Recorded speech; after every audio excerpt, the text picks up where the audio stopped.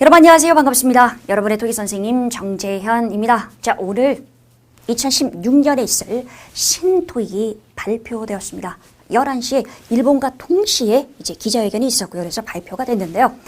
당연히 여러분께서는 아마 좀 궁금하시겠죠? 내년에 토익이 바뀐다는데 어떻게 바뀌는 것이, 어떻게 준비를 해야 하는 것이, 물론 내년 신토익 시작하기 이전에 토익을 끝내는 것이 좋겠습니다만, 그러나 당연히 토익이 바뀌었는데 알려드리는 것은 저의 의무이기 때문에 여러분에게 어떻게 2016년에 토익이 바뀌게 될 것인지, 그리고 어떻게 대응해서 학습을 해야 할 것인지에 대해서 정확하게 좀 알려드리도록 할게요. 그래요. 자, 우선 첫 번째, 유형하고요 문항수의 차이가 있어요. 우선 현재는 보시면 물론 전체 문제는 합계는 100으로 똑같아요. 지금 보이시죠? 그런데 파트 5가요 40문제에서 30문제로 줄어요. 파트 6가 문제가 4문제가 늘어요. 12문제에서 16문제로 늘어요. 그리고 파트 7이 전체적으로 지금 보시면 28문제 싱글은인데 29문제가 되는 것이고, 그리고 그 다중지문이죠.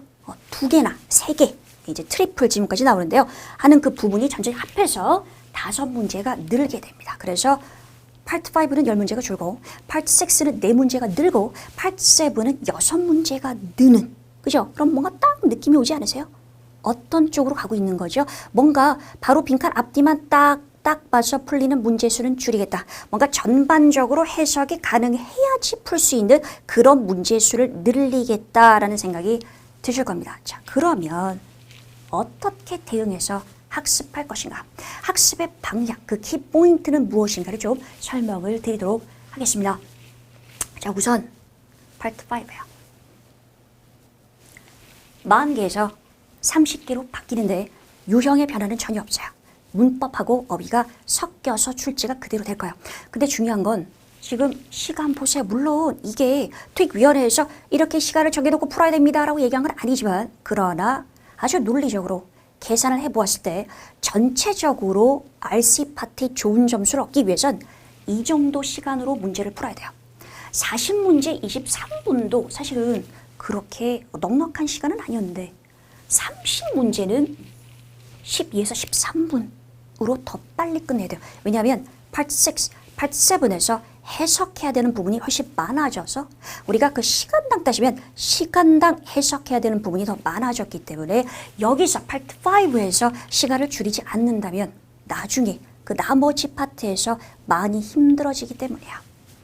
그래서 뭐 어떻게 해, 그죠? 저는 이제 여러분이 알려드리겠죠.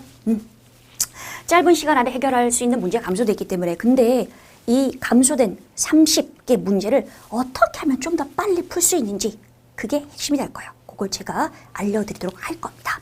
자, 그 다음 보겠습니다. 파트 6입니다. 변화가 커요.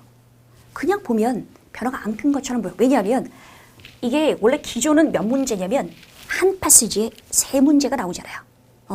패시지 개수는 안 변해요. 4개가 나와요. 4개의 패시지가 나오는데, 그러나 한 패시지당 문제의 개수가 달라져요. 원래는 3개인데 신토익은 4개가 나오게 됩니다. 그 다음에 3개 유형은 기존 유형하고 똑같습니다. 기존 유형은 뭡니까? 빈칸이 중요하죠. 빈칸이 중요하죠. 그래서 빈칸 앞뒤만 봐도 풀리는 문제도 있고, 아니면 길게 읽어야 빈칸이 있는 문장만 봐서 답이 안 보이기 때문에 그 앞의 문장, 그 뒤의 문장 읽으면 답이 빡 보이는 것이 파트 6의 정석이었어요. 그게 기존 유형이고 항상 그렇게 우리가 문제를 풀어왔는데, 근데 중요한 건 이 나머지 추가되는 한 문제입니다. 얘 성격을 한번 볼까요? 뭐라고 돼 있어요? 지문 전체 내용을 알아야 된다. 전체 내용을 파악해야 되는 거다. 논리력이 필요하다. 뭔가 앞뒤를 따지는 논리력이 좀 더 강화가 됩니다. 도대체 그게 무슨 유형인가 한번 제가 보여드릴게요. 샘플 문제입니다. 자, 그래서 기존 유형이랑 같아요? 같아요. 같죠? 빈칸 비어져 있고 의미가 다른 단어가 나와 있고 같습니다. 또 보겠습니다. 기존 유형이랑 같습니다. 접속 부사나 접속사를 묻는 문제, 앞문장과 뒷문장의 의미상의 연결고리를 찾는 문제 똑같습니다. 이거 무슨 문제예요? 문법 문제입니다. 똑같습니다. 그러나 이 문제가 추가가 됩니다. 어떻게 돼 있어요? 보기가 문장이에요. A, B, C, D가 다 의미가 달라요. 다른데 어디에 빈칸이 지금 비어져 있나요? 지문의 특정 한 부분. 지금 이 문제는 마지막 부분이죠. 마지막 부분에 빈칸이 비어져 있고 어떤 문장이 들어가느냐 이걸 묻고 있어요. 그럼 이 문제를 풀려면 우리가 뭘 알아야 되죠? 이 빈칸이 비어있는 바로 앞 문장만 딱 읽어보게 되면 그 문장 뒤에 어떤 문장이 나올지를 알 수 있을까? 그러면 사실은 별로 어려운 문제가 아니겠죠. 근데 그게 아니고 전체 지문을 다 읽어야지. 예를 들어서 지금 맨 끝이지만 지문의 한가운데 빈칸이 딱 비어져 있고 거기 들어가는 문장을 찾는 문제가 출제가 된다면 앞에 부분 다 읽어주고 뒤에 부분 다 읽어주고 논리 전개를 따져서 풀 수 있는 그런 문제가 추가가 됐기 때문에 결국은 우리가 나머지 기존 유형의 세 문제 말고 이 문제를 풀기 위해서는 싹 다 읽어야 돼요. 독해량 자체가 많아지는 거예요. 그죠? 그래서 여러분 아까 제가 말씀드렸습니다만 결국은 시간 관리가 더더욱 중요해지는 그런 시험이 될 것이다 라고 말씀을 드릴 수가 있겠습니다. 여러분 좋습니다. 제가 파트 7은요 또 다른 창구를 통해서 여러분에게 전달을 할 수 있을 거라는 생각이 들고요. 이렇게 파트 5, 6에 대해서 어떻게 변화가 될 것인지 설명을 드렸는데요. 그러나 저는 이 얘기는 하고 싶어요. 시험엔 전략이 있어요. 단순히 찍기 유형하고 전략은 다른 거거든요. 그래서 그 전략을 가감없이 알려드릴 테니까 걱정하지 마시고요. 여러분은 그냥 열심히 공부하실 생각을 하시면 되겠고요. 그러나 그 이전에 한번 현명하게 생각해보자. 지금 내가 토익을 공부하고 있다면 신유형이 나오기 이전에 토익을 끝내는 것이 훨씬 더 현명하겠죠.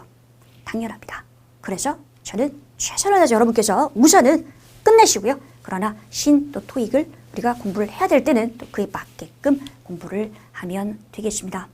여러분 좋습니다. 앞으로 계속 토익에 관해서 또 만나 뵙겠습니다. 수고하셨습니다.